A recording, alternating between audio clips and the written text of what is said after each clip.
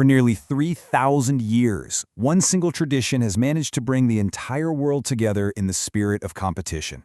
We're talking, of course, about the Olympic Games. In this explainer, we're going to trace its incredible history, from its sacred start through a long time in the dark, all the way to its spectacular modern rebirth. So, let's dive in. You've got to wonder, right? How on earth did a religious festival for an ancient Greek god turn into the massive global spectacle that we all watch today? Well, to get the answer, we have to go way back to where it all started. Okay, so our story begins in ancient Olympia, Greece. Now you have to picture this. This wasn't just some stadium or sports arena. It was sacred ground. It was the birthplace of a legend. And here's the first key date you absolutely need to remember: 776 BC. This is when the first recorded Olympic Games took place.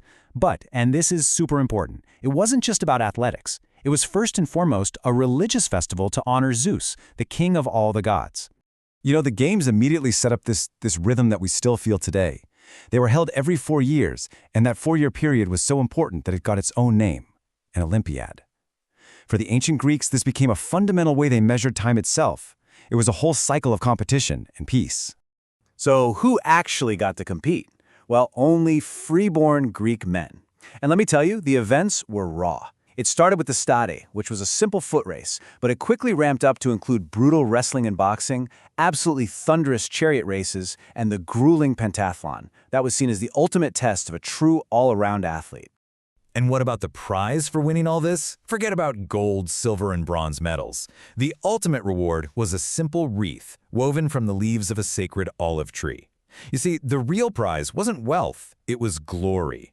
Winners were basically immortalized. People wrote poems about them, they built statues of them, they became legends. But after almost 1,000 years, this incredible tradition just stopped. The Olympic flame was about to go dark for a very long time.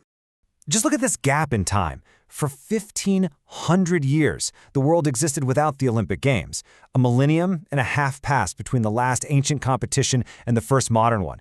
It's just this staggering, long silence in history. Okay, here's the second key date for our story, AD 393. This is the year the ancient games were officially over, abruptly ending a tradition that had lasted for centuries. So why? Well, the world had changed. The Roman Empire was now officially Christian, and they looked at the Games not as a celebration of athletic greatness, but as a pagan ritual honoring the old gods. Emperor Theodosius I issued a decree, and just like that, the ancient Olympics were no more. For centuries, the ruins of Olympia were silent. But an idea that powerful never truly dies. A modern rebirth was coming, and it was all thanks to the vision of one single man. This is him, Pierre de Coubertin.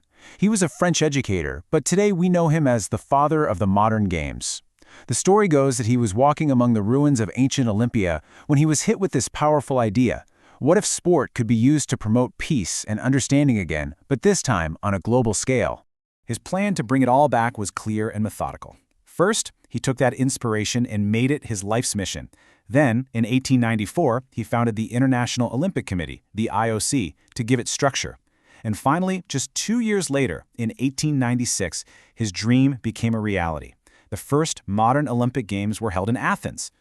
Now, those first games were pretty humble, but they were so historic.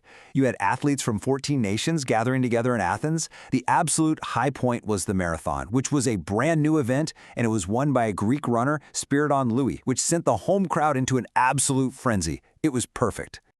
From that moment in 1896, Coubertin's vision just exploded. The Olympic spirit was reborn, and it was about to grow to a scale that even he could have barely imagined. I mean, the growth was just explosive. From 14 nations to over 200. From just a couple hundred athletes to literally thousands competing in both the summer and winter games. The Olympics had truly become the world's event. And in 1920, the Games got their iconic symbol. You know it. The 5 interlocking rings were introduced, and they represent the unity of the 5 inhabited continents of the world. It's the perfect visual testament to Coubertin's original dream. So we've seen this Olympic spirit born, we've seen it extinguished, and then we saw it reborn, stronger than ever. It has survived empires and world wars. As it faces all the new challenges of the 21st century, the real question is, how will this ancient flame continue to light up the world for the next 100 years?